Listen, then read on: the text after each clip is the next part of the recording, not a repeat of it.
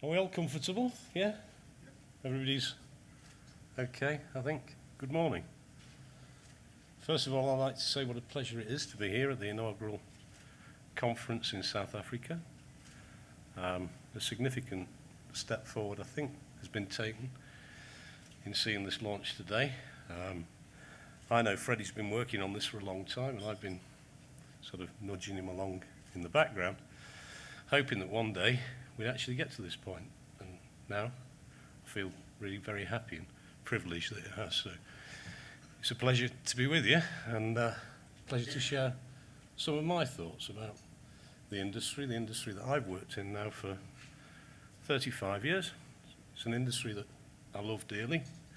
It's been very, very, very good to me, and it's been very good to a lot of people who work with me.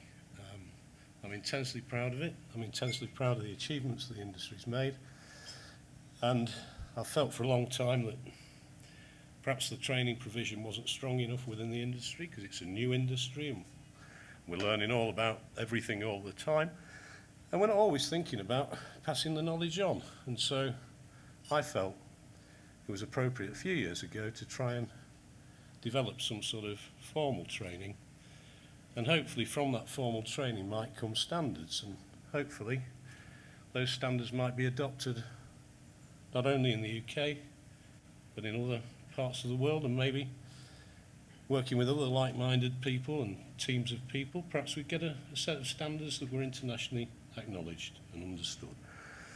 And one of the things I was most keen to do, even though I do hold the view that apprenticeships as a way of training young people is a very strong one, I was particularly keen to see people who worked in our industry who, in the early years, were only ever referred to as roadies, and they're still roadies today, but roadies implies to me guys who are good enough to shove boxes around and load and unload trucks, and it doesn't imply to me the incredible level of skills that we all need to make this industry work. Even the logistics aspect now is significant. Loading and unloading trucks is important.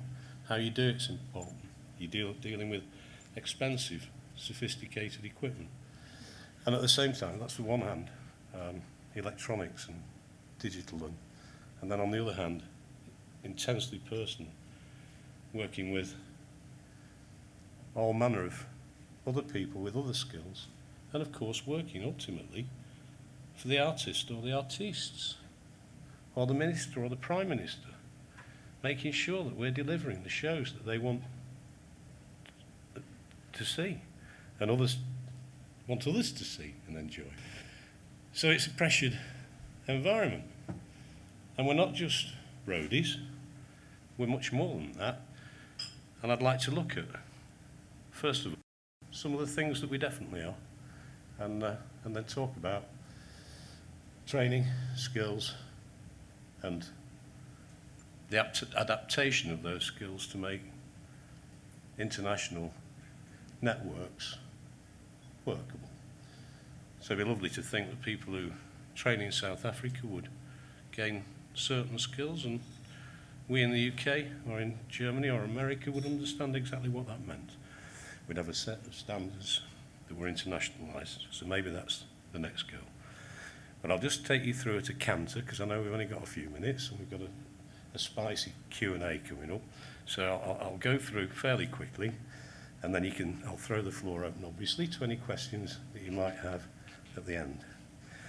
This slide is just a bit of a backdrop, really. It's personal to my businesses, so it relates to people who work with me. But it just shows, in my mind, how short the time frame's been since the beginning of the industry. And I don't want that, in saying this or showing this, to sort of be disrespectful to the fact that theatre and entertainment has been going on for hundreds of years. I think in Africa here it might have been the Saturday night chats around the campfire hundreds of years ago, maybe thousands of years. But it's in the recent sort of, since television, radio, television and mass media becoming available to us, that the industry's really been given the opportunity to burgeon. So we can see there that there's a time scale that really only goes from when electricity made radio work and other things, through to the current day. And we've moved really, really quickly, as have lots of other industries. It's not just our own, but we started from a standing start. And a bit like South Africa, it started from a standing start, really, 21 years ago. And it's on the first sort of steps of a journey. And even though we're 50 or 60 years into this, we're only really now talking sensibly, not only in South Africa, but all over Europe and America, about training and standards. It's taken us that long. And the beauty for you guys, I think, in all of this is, with a new country and a new perspective on things, you can play catch-up really, really quickly. And you can learn from all the stupid things that we've done wrong in the past. And John's touched on many about class structure and class system and where do roadies sit in it all and where do doctors sit and all of that. And I think we need to disregard that. We need to, certainly for our industry, we need everybody. And this will perhaps show us a bit about who we need. I've gone one too far there, I think, because I wanted to show you this video, which is absolutely obvious to everyone, but it shows you all of the things and all of the skills that go on within the industry.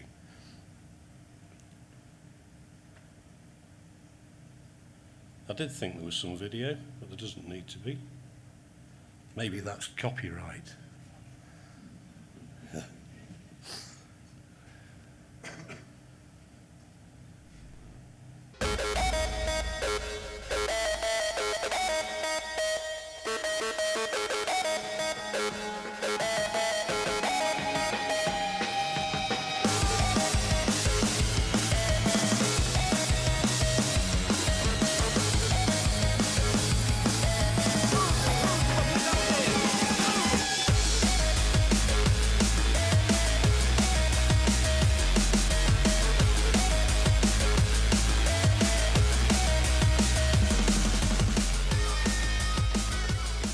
The live events industry is an exciting one, which has grown a lot over the last few years.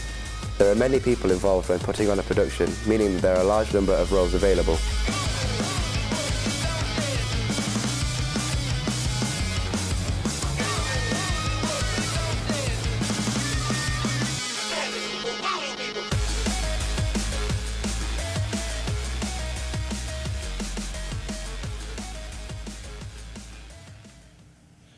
Yeah, that just gave you a quick look at all of the different roles that there are.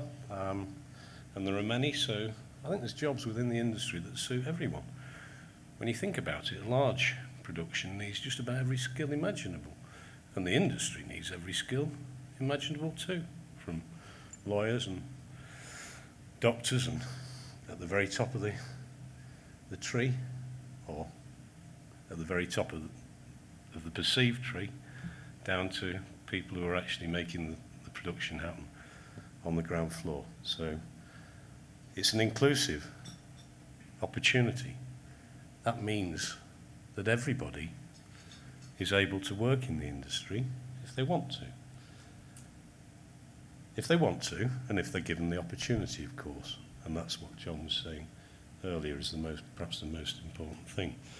So what we try and do, having been working in the industry for a long time and now educating people, we're a business based in Yorkshire in England, so we're not in the heart of London, where most of these live event type things are planned, and most of them, I suppose, are produced as well. But we're the backroom boys in ourselves, really, and we work away in this large studio that we have on site, which is certainly the biggest in Europe, if not the biggest in the world. It opened 10 years ago, and we now refer it to it as the largest classroom on earth. Because when it's not being used for touring bands to rehearse for the next arena tour, or for big conferences to be rehearsed, or product launches or whatever, it's used as our classroom. And in there, we've had all sorts of different bands, mainly at the larger end, the sort of bands that might be working in arenas or bigger than that. So our students get to work on quite large productions, which is great because it gives them an opportunity to see what a large production is all about, and it also gives them the opportunity to work with most different kinds of technologies because they're all a part of the bigger shows. What we're keen to do, of course, is to make sure that they're not only skilled to work in the biggest of shows, they're also skilled to work in the smallest. Because again, we have the choices. If we have the opportunities, we have the choices. Some people who join us, and one of the reasons for wanting to train people was I saw for many years people who we trained to work in our business leave our business to join a big touring production because they'd be there helping load in or working or introducing the guys to the canteen or the catering facility or the bedrooms or the power supply or whatever, and they'd be interacting, and inevitably if they were good people, then the tour manager might say, why don't you come and join us? We're going off on a world tour and we pay £250 a day, every day, even when you have a break. They don't tell you that you don't have many breaks, but £250 a day sounds very appealing with per diems and everything else and the chance to see the world. So we were finding that people we trained to work with us were actually leaving us and joining these wonderful opportunities. On the one hand, that's great, but on the other hand, we're going to have to train some more. So we're going to have to train some more, and if we're going to keep losing them anyway, why don't we start a formal process? So, like most of the other things that I've decided to do in business in my life, it's always been in response to a market need. And so I perceived, it wasn't because I trained as a teacher back in 1978, which I did, although I guess that was always in the background of my mind. It wasn't about that, it was about the fact that clearly there's a need here, because we keep employing young people, training them up, and then they leave. Another production comes in, it happens again, so a market-led idea. So hopefully Backstage Academy gives these young people the opportunity to not only work in the largest events, but also in much smaller ones. And so these slides really are a series of slides that state the absolute obvious, and that is that hands-on experience is important, especially when you're putting on live events. How do you do that without doing it? How do you put on a virtual live event? Well, you can't, can you?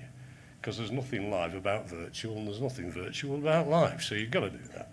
And so a lot of our students' time is spent actually working on events. And I'm proud to say as well that there's a great take-up because the industry needs them, but they actually pay them. So isn't that fantastic? They go out and work experience and get paid too. So treated with respect, I suppose, is what I'm saying, rather than just perhaps used or abused. So these are shots, as I said, about much smaller events, because it's not all about big events. And Africa's hosted one of the biggest events on the planet, of course, South Africa, in recent times, and did it with aplomb, I thought, and that was the World Cup. So you've got these big opportunities, you've had them in the past, and you've taken them and embraced them, and you've done them really well, and it'd be interesting to see how some of the other nations tackle the challenges of hosting World Cups in the not too distant future, because I don't suspect they'll do it as well as you guys did. So clearly, you know, you're a long way up that learning curve, and I'm saying to you that the knowledge that we've picked up in the past is easy to pass on. It may not be perfect, but it's knowledge. And what it certainly is, I think, is if you apply it in the right way, this knowledge, and the whole idea of acquiring knowledge, I think you can make it sustainable. And I said, didn't I, that the students that work on all these things do actually get paid. And you know what? Backstage Academy is a training provider is actually getting paid. It's a private business, It's a business that I said earlier, and I don't want to keep labouring the point, but I'm passionate about, in an industry I'm passionate about, and it costs quite a lot of money to get us to the point we're at now. But that money's starting to come back now. And over time, even with the significant investments we've had in the facilities and the training and the people, that money will come back quite quickly, in my view. And when we're talking about a lifetime or a generation or 2 generations or a 50-year plan or a 100-year plan, and how long do you plan ahead as a country? I don't know. And as a planet, a long way, I think. But the investment that's gone in from my businesses into this new business, whilst it's been significant, it hasn't been by any means outrageous. And whilst I didn't do it with a view to making a fortune out of it, it's going to make money. I think there's no doubt about that. And I don't have a problem with that. I'm unashamedly commercial, because I think if things aren't commercial, then they won't be sustainable. And if they're not sustainable, well, they won't work. And so I think we've got to get our heads around that. We've got to get our heads around the fact that anything that's worth it's a bit of pump priming. We've been pump priming this idea for this conference in Africa for a number of years. I think Freddie and I have been talking for 5, to my knowledge. And it's taken a long time for us to garner ministerial support, and we're grateful for that. And with that, I think you get the political will and you can achieve things. And I hope that using the model that we've adopted, we might see the same thing happening here. And I'd be extremely proud, keep using that word, I'm sorry if I'm boring you with it, but wouldn't it be great to see a Backstage Academy emerge here? And that would be the first one actually outside our shores, which would be great. Because again, if we can globalise this whole idea of training for the industry, then we get one step closer to getting an agreed set of standards. So I keep flicking through now, because these are just some of the examples of how we work in Backstage Academy, how our people can help at trade shows for all our supporter companies, and we have lots of those, how they can work in the industry and where they've worked, and there's lists and names for all of those down there. This next slide is about all the partners, because we're proud we're a private business, and there's no way we could have achieved anything without the help of the rest of the players in the industry. There's just a few here named. There are many more, and it's important that this industry-led academic industry initiative is properly industry-led. Tripping over my own words, but I think the thing is that unless everybody buys into it in the industry, then it's not going to have the same sort of value as something that's imposed on the industry. And one of the things we've got to look at in that context going forward, because we haven't been very good at other things and not only training, so we haven't been very good at setting standards for, say, health and safety. And if you don't set your own standards nowadays, then standards will be imposed upon you. And we're all a bit concerned that the HNSE in Great Britain, the Health and Safety Executive, will impose on us rules that really have been adopted from the construction industry. And that's not always relevant. You know, in live events, we're generally working with equipment that we've used before. We understand it. We're just deploying it again in a different way. In construction, we're into much more heavy sort of engineering and work tasks. And we were all told that for the Olympics in 2012 that nobody could wear shorts. Now we know, being Northern Europeans from somewhere that's not very warm, that heat exhaustion, for one thing, is a bit of an issue. And if you can't wear shorts, then you're going to get warmer than you want to, maybe. And the reasons, I think the logic behind that was, well, they offer you some protection. Yeah, they do, from the sun in our case, maybe. But not from concrete and concrete burns that you might get in the construction site. Not from still saws and chainsaws, because we don't really use them. We'd have some serious problems with a live event if we were getting the still saw or the chainsaw out. So we've got to have one voice, and we've got to use that voice, and we've got to talk to ministers and government and people and explain that we might not look it, and we might be called roadies, but we're actually professionals, and we know what we're doing. And we can be trusted with things that are sharp, and we're okay, and we don't all do drugs, and we don't all drink until the wee small hours before we have to stand up and present to a conference. And we do rehearse, and we do practice, and we do, I think, a fantastic job. And I'm sure most people who watch most shows would actually agree with that. They think, that was fairly special. And they have no idea, of course, of what skills you needed. And these are just a few of the skills that are flashing through, things that we need to do, things that make it all happen. And how best do you do it? Well, you need the best people in the world to teach the best new people in the world. The biggest natural resource, as John was right to say, that any country's got when it thinks about it. And I think that in probably every industry, not only our own, there are people who've worked in the industry for a long time who are more than happy to pass on some of that knowledge, especially in new industries where technologies move quickly and all of that. And I know in this room, you only have to look around this room to realise there are lots of people who want to learn, and there are lots of people who've got some knowledge who are more than happy to pass it on. And that's the way the world develops. And so we're not reinventing the wheel here in this notion of getting the training right. We're tweaking it a little bit, perhaps, because we're saying it should be industry-led. Anything we should do should be industry-led, I believe. It's got to have the academic fortitude behind it, the experience, the knowledge,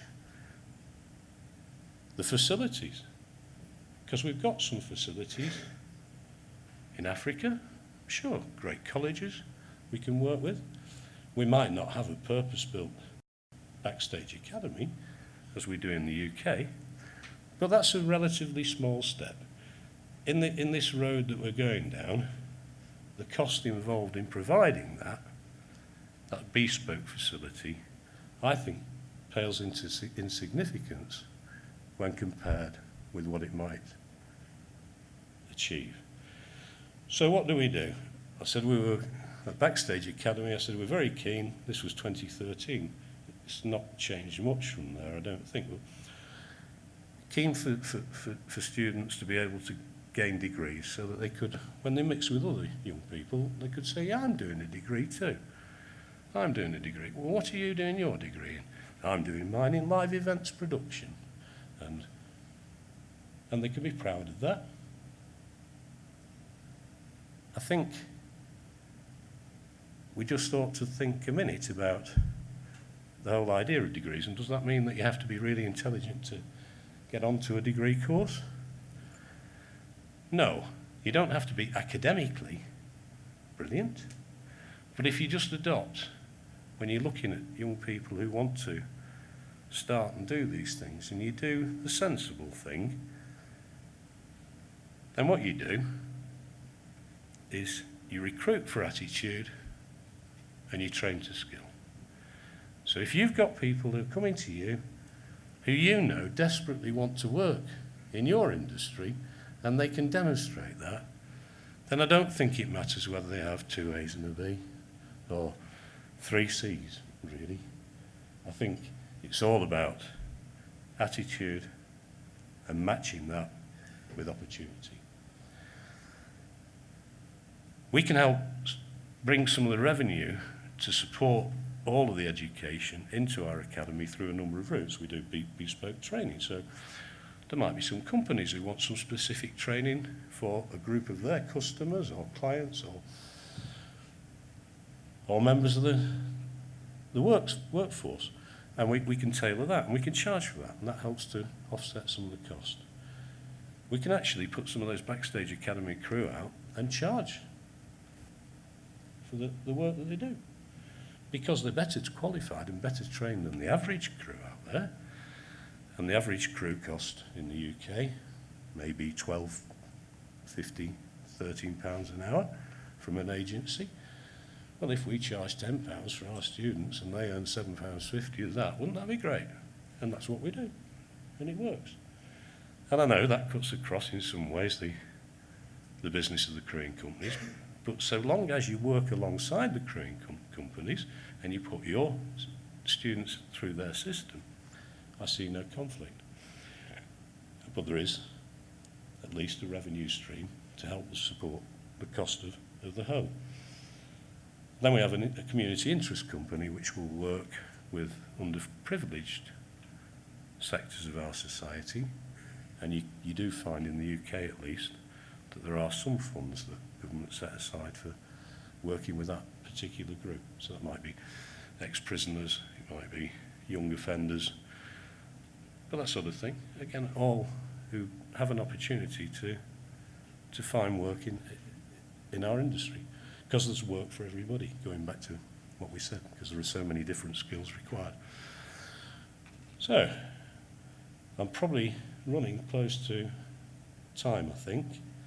There are some stats, and 4 years ago we started with 17 full-time students. The second year we had 52. Year 3 we had 79. Year 4, 120.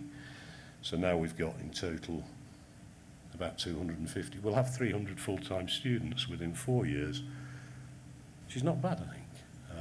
And I think when we get to 500, we were promised that there's an opportunity for us to start a process where we might become our own university. So that would be a wonderful thing if we could create a specialist university rather than just another Me Too university. Then that would be the end of a dream, really, or the fulfilment of a dream, I should say. Yeah, so the foundation degree in live events production is the big one. That's what everybody comes in to do. They learn all about all aspects. The first module, it's a modular approach. It's delivered with industry, so we get industry professionals to come in. And I can give you one example of one thing that happens in the first module, which is all about making sure that the young people are safe to work. So we go through a number of different things to make sure that they're not going to go out and injure themselves on the first event, or anyone else for that matter. And as a part of that, we try and teach them how to behave. Don't become starstruck, because that doesn't go down very well. Do look after your ears, because you'll be in noisy environments. And because of these connections that we have, we're able to bring in, and an example I'm thinking about here is a drummer in a group called the Prodigy. And if you're a young person in the UK, I think the Prodigy are pretty special. And if the drummer from the Prodigy comes in and tells you that if he'd have met somebody like him when he was their age, and that person would have told him that it's a good idea to look after your ears, because if you don't look after your ears, you'll end up like me with tinnitus, which is a nuisance. You'll be deaf when you don't want to be deaf, and it's not a good idea. They'd listen. Whereas if I told them, they'd probably say, listen, my ears will be okay, I'm sure. So it's about finding the right people that inspire the right sort of thoughts in youngsters, and that's what we're try to do. So this picture shows Eric. He's probably one of the most veteran riggers in UK. and he's transferring knowledge to somebody much shorter, younger. I'm not sure what these are. Oh, these are just some of the disciplines again, I guess. Yeah. So what do? Well, we do lots of things. We learn about lots of things. They're all there. They're all fairly obvious to all of us, I suppose. But those are just some of the things that we try and cover. Yeah, so in the crewing company, we've got this growing pool of students. The more we get, the more the numbers grow, the more the opportunities come along as well. And I know PSA are doing work in a similar area in the UK, aren't they, where apprentices are getting the same sort of crewing options. And it's great. And as I said at the beginning, I've nothing at all against apprenticeships. I had this personal need and desire to see our industry recognise degree qualifications, but I also understand that apprenticeships are important too. And what's really enlightening is how easy it is to get these students into gainful employment. Because employment's still an issue in the UK. We've been through a big recession and we're out of it now, and we're moving along at speed. And unemployment is less of a problem. But what we're finding in our industry is that there are loads and loads of opportunities. And that's great, isn't it? Because there's loads and loads of young people out there looking for them. So if you can marry the two up, as we've said many times, that's perfect. This slide is only a bit about collaboration, and yes, Backstage Academy is privately funded, works on its own, but it shouldn't work exclusively on its own. It has to collaborate. It collaborates with what the creative and cultural skills are doing. And I know Pauline's here somewhere as well, and she's going to talk to you about their role. But that's a role funded from government, and it's interesting to sort of look at how private and public partnerships work and how they collaborate together. And as long as they're on message and they're heading the same way, then isn't that great? And in broad terms, I think the difference between what is delivered by the National Skills Academy and what's delivered up in Wakefield by Backstage Academy is that national skills are much closer to apprenticeships, and we're much closer to short courses, industry support and degrees. But we're all working the same way. So where's the future? I've probably said enough really, but one of the things for the future that's already happened and is going to happen again is some of the graduates from the Sarah programme can come over to Backstage Academy in the UK and learn a bit with us about the way things are done there. And then dare I venture the thought, but if we continue to all work together and collaborate and enjoy more of these conferences, then one of the goals we might set for ourselves is Backstage Academy South Africa, because that would be rather good. Thank you.